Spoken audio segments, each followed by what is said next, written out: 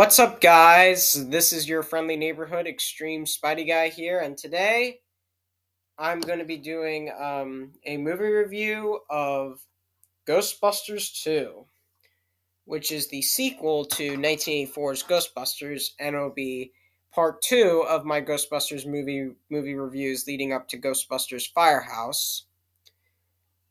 So, how was this movie made? Well, after the success of Ghostbusters, Columbia Pictures wanted a sequel but struggled to overcome objections from the cast and crew.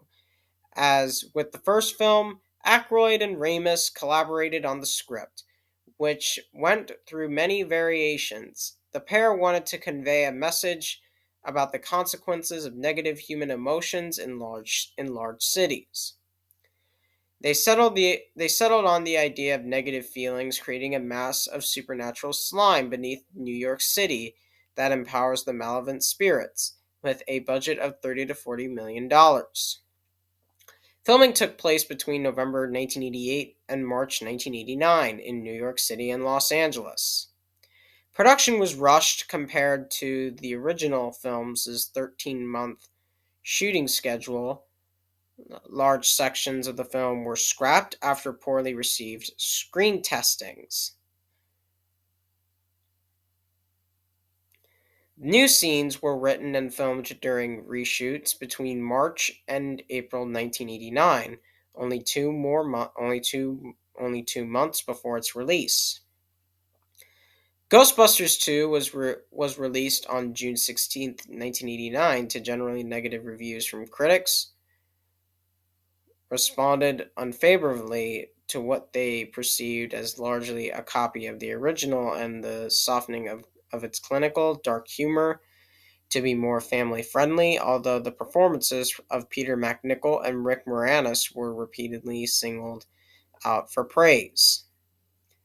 As the sequel to the 10th highest-grossing comedy film of all time, Ghostbusters 2 was expected to dominate at the box office. Instead, the film earned $215.4 million during its theatrical run, compared with the original's $2.82 million, making it the 8th highest grossing film of the year. Columbia Pictures deemed a financial and critical failure, effectively disanding Murray from participating in a third Ghostbusters film. Its soundtrack, On Our Own by Bobby Brown, was a success, spending 20 weeks on the U.S. music charts. The film failed to replicate the cultural impact and following of Ghostbusters, although some critics respectively praised it. Ghostbusters 2 is generally seen as a poor follow-up to Ghostbusters and responsibly for stalling the franchise for decades. The film spawned a series of merchandise including video games, board games, comic books, music, toys, and a haunted house. Despite the relative failure of Ghostbusters 2, a second sequel was pursued through the early 2010s. Following the 2016 reboot, a sequel to Ghostbusters 2, titled Ghostbusters Afterlife, was released in 2021.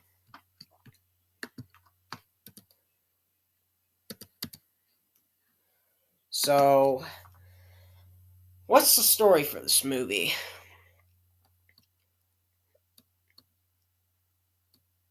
Well, after saving New York City from a ghost attack, the Ghostbusters, a team of spirit exterminators, is disbanded for demolishing parts of the city during the battle. But when Ghostbuster Peter Venkman, once again played by Bill Murray, learns that the spirit have taken interest in his son, the men launch a rogue ghost chasing mission. The quest goes airy, landing them in court, but when the ghosts turn on the judge, he issues an order allowing the Ghostbusters to get back to work.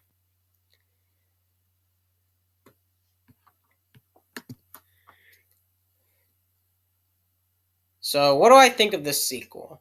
Well, this would have to be one of the most underrated sequels I have ever seen in my life. Bill Murray definitely does an awesome job as always as Peter Venkman. Dan Aykroyd does an awesome job as always as Raymond Stantz. Sigourney Weaver definitely does an awesome job as always as Dana Barrett. Harold Ramis definitely does an awesome job as Egon Spangler. Rick Moranis definitely does an awesome job as Louis Tully. Ernie Hudson definitely does an awesome job as Winston Zedmore. Annie Potts definitely does an awesome job as Jane Melanetz. Peter MacNicol definitely does an awesome job as Janos Paula, and I also do love Peter MacNicol in as the voice of Doctor Octopus in the Spectacular Spider-Man animated series. Kurt Fuller definitely does an awesome job as Jack Hardimer. David Margulis definitely does an awesome job as Mayor Lenny Klotch. Harris Yulin definitely does an awesome job as Judge Stephen Wexler. Janet Margolian definitely does an awesome job as the prosecutor. And William T. Dusterfoch and his brother Hank J. do an awesome job portraying the baby Oscar. And the baby is actually kind of cute in the movie as well. So, the film starts off with 5 years after saving New York City from destruction by the shape-shifting god Gozer.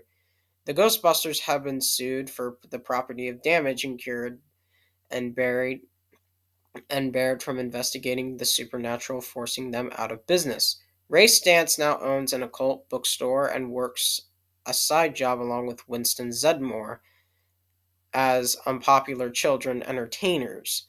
Egon Spangler works in a laboratory experimenting with human emotions, and Peter Venkman hosts a television talk show about physicists.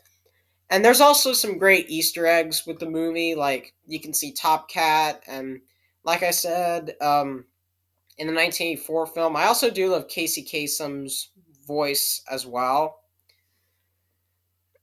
Dana Barrett, Peter's ex-girlfriend, has an infant son named Oscar with her husband and works at an art museum restoring artwork. She contracts the Ghostbusters after Oscar's baby stroller rolls, seemingly independently, into a busy intersection at the museum. A painting of Vigo, the the the Carpathian, which Vigo is definitely a phenomenal villain and a very underrated villain, by the way. A 16th century European tyrant and a powerful magician comes to life and enslaves Dana's boss, Chansos Poa. Vigo orders Hansos, to bring him a child to possess, allowing him to escape to the confines of his painting and live again to conquer the world. Because of his infestation with Dana, Hansos chooses Oscar.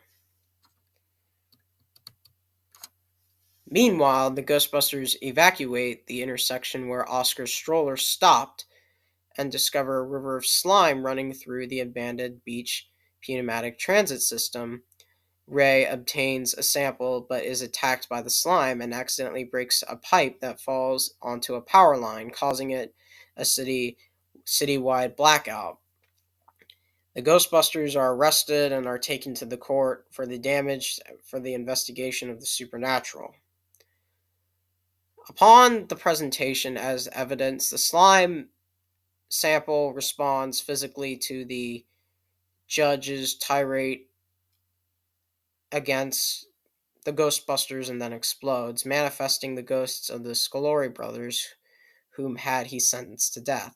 The Ghostbusters capture the ghosts in exchange for dismissal of the charge and then the right to resume their own business. One night, the slime invades Dana's apartment, attacking her and Oscar. She seeks refuge with Peter and they rekindle their relationship. The Ghostbusters discover the slime and react to emotions and suspect it has amazed from negative emotions of New Yorkers. Determining Vigo and the slime are connected, Egon, Ray, and Winston investigate the river of slime, but they are pulled in. They emerge at the museum and begin fighting each other until Egon realizes the slime's energy is influencing them. The Ghostbusters tell the mayor their discoveries, but are dismissed. Her assistant Jack Hardimer has them committed to a psychiatric hospital to protect the mayor's political interests. On a spirit appearing as Chansos kidnaps Oscar, and Dana pursues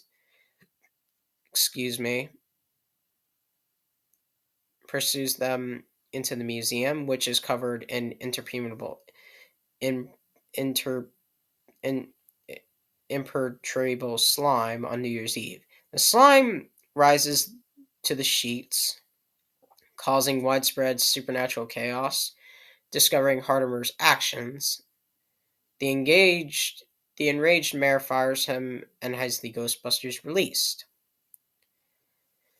And the climax of the film is determining that the positive symbol with rally the citizens and weakens the slime.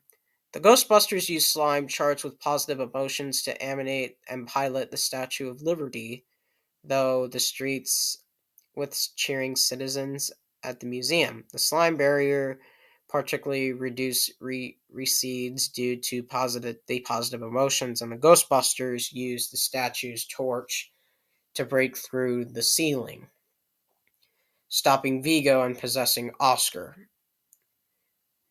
Then rappel through the ceiling and neutralize Hansos with positive slime. Vigo takes on a physical form, immobilizes Dana and the Ghostbusters, and recaptures Oscar. The gathered crowds outside singing a chorus of Auld Lang Syne, and their positively weakens Vigo, sending him back to the painting and freeing the Ghostbusters. Vigo possesses Ray, but the Ghostbusters use their weapons to free him and defeat Vigo. His painting is being replaced by their likeness surrounding Oscar. Afterwards, the city lauds the Ghostbusters, and the Statue of Liberty is returned to the Liberty Island. The visual effects are definitely awesome, as always, in this movie. The gadgets and traps are definitely awesome, as always, in this movie. The music is awesome, as always, in this movie, and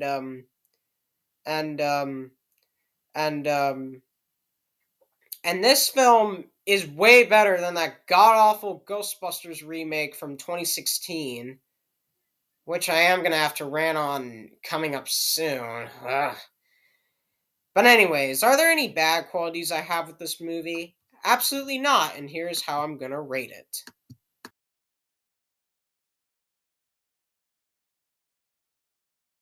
I am going to give Ghostbusters 2 a full solid 10 out of 10. So tell me your thoughts on Ghostbusters 2. Do you love it? Do you hate it? Do you think it's okay? Do you think it's underrated? Just let me know in the comments below. And coming up next is going to have to be the review for that god-awful Ghostbusters remake from 2016. Ugh. But anyways, I'll see you all later.